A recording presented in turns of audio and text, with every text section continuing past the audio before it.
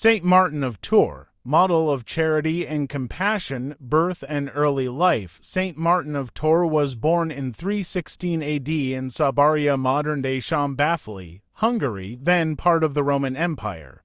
He was the son of a Roman military officer, and though raised in a pagan family, from a young age Martin felt drawn to the Christian faith. By the age of 10, he had secretly become a catechumen, one preparing for baptism. His call to faith, at 15, Martin was forced by law to join the Roman army, serving under Emperor Constantine's successors. Yet, even as a soldier, his heart was moved by compassion, humility, and love for Christ.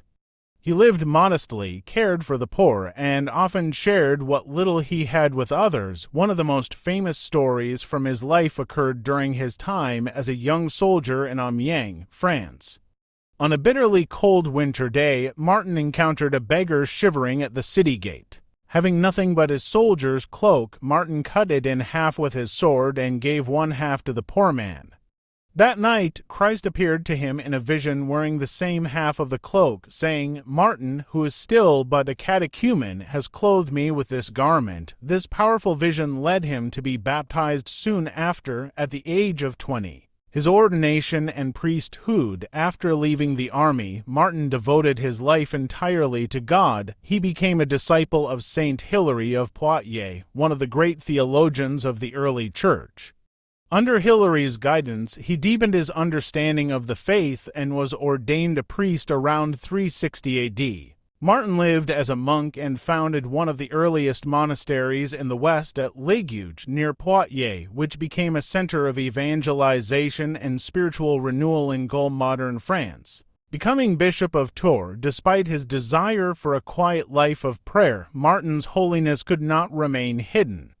In 371 AD, the people of Tours, recognizing his virtue, called him to be their bishop.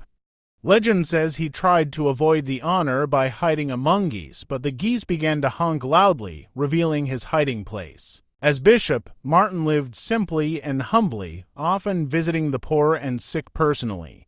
He continued to live as a monk, establishing another monastery at Marmoutier near Tours, which became a model for future religious communities throughout Europe. His challenges and accomplishments. As bishop, Martin faced many challenges. He confronted paganism and tirelessly worked to evangelize rural areas. He destroyed idols and temples, converting thousands through his preaching and example. He defended the Church's unity, often showing courage in confronting rulers and heretical bishops. He cared deeply for his priests, urging them to live lives of prayer, simplicity, and service. He promoted mercy over punishment, even pleading for the lives of those condemned by the state through his work. Martin became one of the most beloved saints in Western Christianity, bridging the gap between the Church and ordinary people through compassion and humility. Death and canonization. Saint Martin died on November 8, 397 AD at Cannes, near Tours, France, while visiting a parish in his diocese.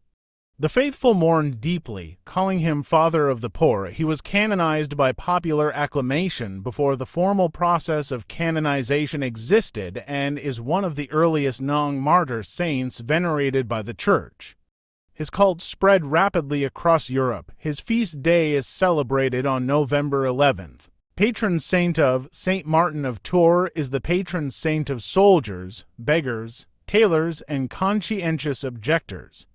He is also invoked as a patron for family life, Christian education, and social justice, symbolizing compassion and charity in action. Two short stories from his life. 1. The Cloak and the Christ Vision. As mentioned, while still a soldier, Martin shared his cloak with a beggar.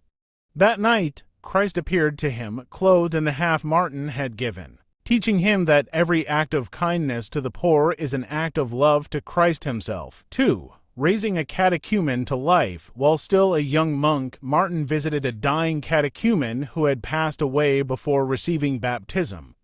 Deeply moved, Martin prayed fervently over his body. Miraculously, the young man came back to life and was baptized. This miracle strengthened the faith of many and testified to the power of Martin's prayer. Lessons from his life. 1. True charity is born of compassion. Every act of love for the poor is an act of love for Christ. 2. Holiness is humility. Martin never sought honor or status, he served others as Christ did. 3. Faith must be active. Martin's faith was not limited to words but expressed in self-giving action. 4. Peace and mercy triumph over violence and pride. His gentle approach transformed hearts more than the sword ever could. 5. A shepherd leads by an example.